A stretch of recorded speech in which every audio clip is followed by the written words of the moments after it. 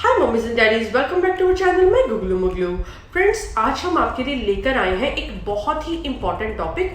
आज हम बात करेंगे बच्चों में होने वाले डायपर रैशेस के बारे में। बच्चों में डायपर रैश की प्रॉब्लम बहुत ही कॉमन होती है। स्पेशली जो न्यूबॉर्न बेबीज होते हैं उनकी स्किन बहुत ही सेंसिटिव होती है, बहुत जल्दी उन्हें रैशेस हो जाते हैं। तो पेरेंट्स अक्सर इस कंफ्यूजन में रहते हैं कि बेबी को डायपर्स पहनाएं या क्लॉथ नैपी पहनाएं सो दैट कि बेबी को रैशेस ना हो, बेबी एकदम कंफर्टेबल रहे। अब कुछ लोगों का ये मानना होता है कि बच्चों को रोज डायपर पहनाने से उन्हें रैशेस ज्यादा होते हैं, उनकी स्किन खराब होती है, स्किन डल हो जाती है, डार्क हो जाती है, इसलिए बच्चे को ज्यादा डायपर्स नहीं पहनाने चाहिए। वहीं दूसरी तरफ कुछ पेरेंट्स के लिए बेबी डायपर्स जो है वो बहुत ही वंडरफुल है। पेरेंट्स की आधी प्रॉब्लम तो जैसे खत्म हो गई है, वो अपने बेबी को इजिली बाहर ले जा सकते हैं, उन्हें घुमा सकते हैं। किसी और को बेबी देने से पहले हम लोग सोचते थे कि बेबी कहीं पी ना कर दे या पोटी ना कर दे, तो ये सब प्रॉब्लम्स जो है डायपर्स आने के बाद ऑलमोस्ट खत्म हो गई हैं। इसलिए कुछ पेरेंट्स को बेबीज के लिए डायपर एकदम सही लगते हैं। अगर मैं अपनी बात करूं तो मैंने दोनों ही तरह के स्टेजेस देखे हैं। स्टार्टिंग में मैं एलिना को दिन में कॉटन नैपीज पहनाती थी और रात में उसे डायपर पहना देती थी सो दैट कि उसकी नींद खराब ना हो। और फिर बीच में ऐसा टाइम भी आया जब मैंने एलिना को पूरा टाइम डायपर में रखा। स्पेशली जब एलिना 3 महीने की थी तब हमने एक वेडिंग अटेंड की थी। तो उस टाइम पीरियड में ऑलमोस्ट 8-10 दिन तक एलिना पूरा टाइम डायपर में रही थी। वेडिंग अटेंड करने से पहले मैंने अपने पीडियाट्रिशियन से भी डिस्कस किया था कि क्या मैं उसे फुल टाइम डायपर में रख सकती हूँ। तो उन्होंने मुझे कुछ ऐसी बातें बताई जिनका ध्यान रखना बहुत जरूरी है अगर हम अपने बेबी को पूरा टाइम डायपर में रख रहे हैं तो बस मैंने उन्हीं सब चीजों को प्रॉपर फॉलो किया। तो उस 8-10 दिन तक एलिना पूरा टाइम डायपर में रही, उसे कोई प्रॉब्लम नहीं हुई थी, उसे कोई भी रैशेस नहीं हुए थे। तो आज के इस वीडियो में हम इन्हीं सब बातों के बारे में डिस्कस करेंगे और साथ ही में मैं आपको कुछ ऐसे प्रिकॉशंस भी बताऊंगी जिन्हें हमें फॉलो करना है अगर हम बेबी को डेली बेसिस पर डायपर पहना रहे हैं। तो वीडियो स्टार्ट करने से पहले एक रिक्वेस्ट, अगर अभी तक आपने हमारे इस माय गुगलू मुगलू चैनल को सब्सक्राइब नहीं किया है तो जल्दी से हमारे इस चैनल को सब्सक्राइब कर लीजिए, क्योंकि हमारे इस चैनल पर आपको बेबी केयर और किड्स हेल्थ से रिलेटेड अपनी सभी प्रॉब्लम का सॉल्यूशन इजीली मिल जाएगा। और साथ ही में नोटिफिकेशन के लिए बेल आइकन को भी जरूर प्रेस करें। तो चलिए आज का वीडियो हम स्टार्ट करते हैं। तो फर्स्ट पॉइंट है, बेबी के लिए हमेशा अच्छी क्वालिटी का डायपर लें, अच्छे ब्रांड का डायपर यूज करें। पैम्पर्स, हगीज, ये दोनों ही अच्छे ब्रांड हैं डायपर्स के। हर बेबी की स्किन डिफरेंट होती है, हो सकता है किसी एक ब्रांड का डायपर आपके बेबी को सूट ना करे तो आप दूसरे ब्रांड का डायपर अपने बेबी के लिए ट्राई कर सकते हैं। और ये भी हो सकता है कि बेबी की स्किन बहुत सेंसिटिव है, बेबी को डायपर सूट ही नहीं कर रहा है। स्पेशली न्यूबॉर्न बेबीज के केस में ऐसा होता है। तो आप क्या कर सकते हैं कि कॉटन नैपीज के साथ कॉम्बिनेशन में डायपर यूज कर सकते हैं। दिन में आप बेबी को क्लॉथ नैपीज या लंगोट पहना सकते हैं और रात में डायपर पहना सकते हैं, क्योंकि डायपर्स की सोपिंग पावर बहुत ज्यादा होती है क्लॉथ नैपीज के कंपैरिजन में। तो रात को आपको डायपर बार बार चेंज नहीं करना पड़ता और बेबी भी आराम से सो पाता है। सेकेंड पॉइंट है, चेंज डायपर फ्रिक्वेंटली। अगर आप बेबी को डेली बेसिस पर डायपर पहना रहे हैं तो आपको हर 2 से 3 घंटे में बेबी का डायपर चेंज करना ही है। और मिडनाइट में भी एक बार आप बेबी का डायपर जरूर चेंज करें, क्योंकि कई बार बेबीज अपने ग्रोइंग स्पर्ट में होते हैं, वो सारा दिन मिल्क पीते रहते हैं, पी करते रहते हैं। ज्यादा पी करना बेबी के लिए अच्छा माना जाता है। तो ऐसे में आपको हर 2 घंटे में बेबी का डायपर जरूर चेंज करना है। ये मान लीजिए कि न्यूबॉर्न बेबीज के साथ दिन में 8 से 12 डायपर्स यूज हो सकते हैं। ध्यान दें, डायपर चेंज करने से पहले उस एरिया को हमें अच्छे से क्लीन करना है। इसके लिए आप वार्म वाटर और कॉटन का यूज कर सकते हैं। अगर बेबी बड़ा हो गया है तो आप डायरेक्टली पानी से और हाथ से क्लीन कर सकते हैं।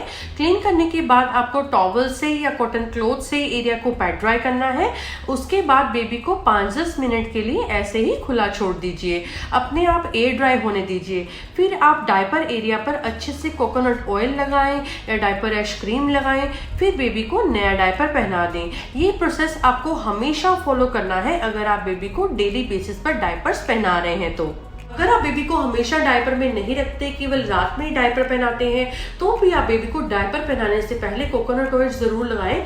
ये बेबी की स्किन पर एक लेयर बना देता है, जिससे क्या होता है कि जब बेबी पी करता है तो डायरेक्टली बेबी की स्किन पी के कॉन्टेक्ट में नहीं आती, उससे पहले ही डायपर जो है पी एब्जॉर्ब कर लेता है और बेबीज में रैशेस होने के चांसेस भी कम हो जाते हैं।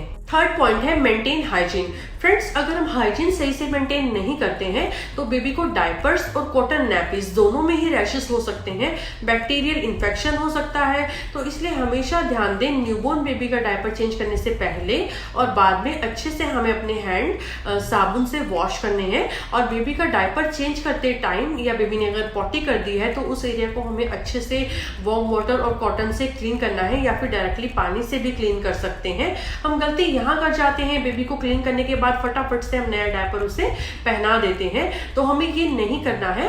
बेबी का डायपर चेंज करने से पहले हमें उसे 5-10 मिनट का नैपी फ्री टाइम भी जरूर देना है। और नया डायपर पहनाने से पहले कोकोनट ऑयल या डायपर रैश क्रीम भी जरूर लगानी है। वेट नहीं करना है कि बेबी को अगर रैशेस होंगे तब हम उसे डायपर रैश क्रीम लगाएंगे। क्योंकि हम हाइजीन की बात कर रहे हैं तो एक बात और ध्यान देने वाली है, अगर बेबी को लूज मोशन हो रहे हैं तो हमें बेबी का डायपर बार बार चेक करना चाहिए। अगर बेबी ने पॉटी कर ली है तो हमें इमीडिएटली वो डायपर रिमूव करना है और बेबी को क्लीन करना है। गंदे डायपर से भी बेबी को बहुत जल्दी रैशेस हो जाते हैं। नंबर 4 है choose right size. Tight diaper या नैपी से भी बेबी को रैशेस हो सकते हैं। अगर बेबी का जो डायपर है वो ज्यादा टाइट है तो बेबी की स्किन डायपर से रगड़ खाएगी और चांसेस हैं कि बेबी को जल्दी रैशेस हो जाएंगे। तो ऐसे में बेबी का जो डायपर है वो हमेशा सही फिटिंग का होना चाहिए, सो दैट कि बेबी उसमें इजिली मूव कर पाए। क्योंकि छोटे बेबी तो मोस्टली अपनी टांगे सारा दिन हिलाते रहते हैं, तो ऐसे में उनका डायपर जो है वो एकदम कंफर्टेबल होना चाहिए। डायपर पैकेट के ऊपर मोस्टली ये लिखा रहता है कि इतने केजी के बेबी के लिए इस साइज का डायपर लें, 9 से 14 केजी के बेबी के लिए लार्ज साइज का डायपर लें। तो अगर बेबी 11 केजी का है या 12 केजी का है, वो ज्यादा पी करता है या हेल्दी बेबी है, डायपर जल्दी भर जाने की वजह से रात में क्रैंकी होता है, तो हो सकता है कि लार्ज साइज का डायपर उसके लिए टाइट हो। ऐसे में बेबी के लिए एक साइज बड़ा डायपर लेना सही रहेगा। तो हमेशा इस बात का भी जरूर ध्यान रखें। नंबर 5 है use baby wipes outside only. Friends, जो बेबी वाइप्स होते हैं उनको बनाने में भी बहुत सारे केमिकल का यूज होता है, तो इसलिए हमें रेगुलर बेसिस पर डायपर वाइप्स यूज नहीं करने चाहिए। हाँ, अगर हम कहीं बाहर जा रहे हैं या ट्रैवल कर रहे हैं जहाँ पानी और सब चीजें सही से अवेलेबल नहीं है, तो वहां हम बेबी के लिए बेबी वाइप्स का यूज कर सकते हैं। अदरवाइज अगर हम घर में ही हैं तो हमें नॉर्मल वाटर से, वार्म वाटर से, कॉटन से या डायरेक्ट पानी से बेबी का डायपर एरिया सही से क्लीन करना चाहिए। अगर बेबी की स्किन रेड हो रही है, थोड़े थोड़े रैशेस हो रहे हैं, तो ऐसे में अगर हम क्लीन करने के लिए बेबी वाइप्स का यूज करते हैं तो इससे बेबी की स्किन में इरिटेशन और बढ़ सकती है, बेबी क्रैंकी हो सकता है। हमने भी हमेशा से यही किया है, जब हम कहीं बाहर होते थे तो हम एलिना के लिए बेबी वाइप्स यूज कर लेते थे। अदरवाइज अगर हम घर में ही हैं तो हम डायरेक्टली पानी से क्लीन करते थे, जो कि क्लीनिंग का एक नेचुरल प्रोसेस है। तो फ्रेंड्स, ये सब बातें थी जिनका हमें ध्यान रखना जरूरी है अगर हम बेबी को फुल टाइम डायपर पहना रहे हैं। तो अगर हम इन सब चीजों को सही से फॉलो करते हैं तो बहुत कम चांसेस है कि बेबी को डायपर रैशेस होंगे।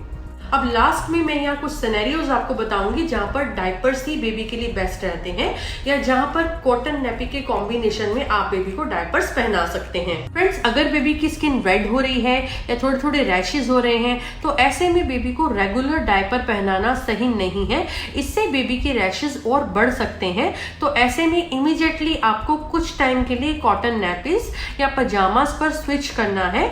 दिन में बेबी को रैशेज वाली स्किन पर कोकोनट ऑयल लगाकर लूज नैपी या पजामा पहना दीजिए, या बेबी को खुला छोड़ दीजिए, थोड़ा नैपी फ्री टाइम दीजिए, वो हमेशा बेस्ट रहता है। इससे बेबी की स्किन नेचुरल एयर के कांटेक्ट में आकर जल्दी हील होती है और रात में बेबी को अच्छे से डायपर रैश क्रीम लगाकर डायपर पहना सकते हैं, सो दैट कि बेबी की नींद खराब ना हो। दूसरा, अगर आपको लग रहा है कि मौसम चिपचिपा हो रहा है, वेदर में ह्यूमिडिटी बहुत ज्यादा है, तो ऐसे में अगर आप बेबी को फुल टाइम डायपर में रखेंगे तो चांसेस बहुत ज्यादा हो जाते हैं कि बेबी को रैशेस हो जाएंगे। तो ऐसे में अगर आप घर पर ही हैं तो आप दिन में बेबी को कॉटन नैपीज पहना दीजिए या लूज पजामा पहना दीजिए और रात में उन्हें डायपर पहना दीजिए। तो ऐसे में आप कॉटन नैपीज के कॉम्बिनेशन में डायपर का यूज कर सकते हैं। नेक्स्ट, अगर मौसम ठंडा है या विंटर स्टार्ट हो गई है तो बेबी को डायपर्स में रखना ही सेफ रहता है, क्योंकि डायपर की सोकिंग पावर कॉटन नैपीज के कंपैरिजन में बहुत ज्यादा होती है। स्पेशली जो न्यूबॉर्न बेबीज होते हैं या जो 6 महीने से छोटे बेबीज होते हैं, अपने आप इधर उधर मूव नहीं कर पाते, कॉटन नैपीज में उनमें ठंड लगने के चांसेस ज्यादा होते हैं। गलती से भी अगर हमने ध्यान ना दिया और बेबी कुछ देर के लिए भी गीला रह गया तो ये बेबी के लिए बिल्कुल भी सेफ नहीं होता। ऐसे में डायपर्स ही बेबी के लिए सही रहते हैं। हो फ्रेंड्स, आपको आज का हमारा ये वीडियो इंफॉर्मेटिव लगा होगा। पेरेंट्स अक्सर इस कंफ्यूजन में रहते हैं कि बेबी को डायपर्स पहनाएं या क्लॉथ नैपी पहनाएं सो दैट कि बेबी एकदम कंफर्टेबल रहे। तो इस वीडियो के थ्रू हमने उनकी ये कंफ्यूजन दूर करने की कोशिश की है। वीडियो पसंद आया है तो वीडियो को लाइक करें, हमारे चैनल को सब्सक्राइब करें और कॉमेंट करना बिल्कुल ना भूलें। तो फिर मिलेंगे नए वीडियो में और एक नए टॉपिक के साथ।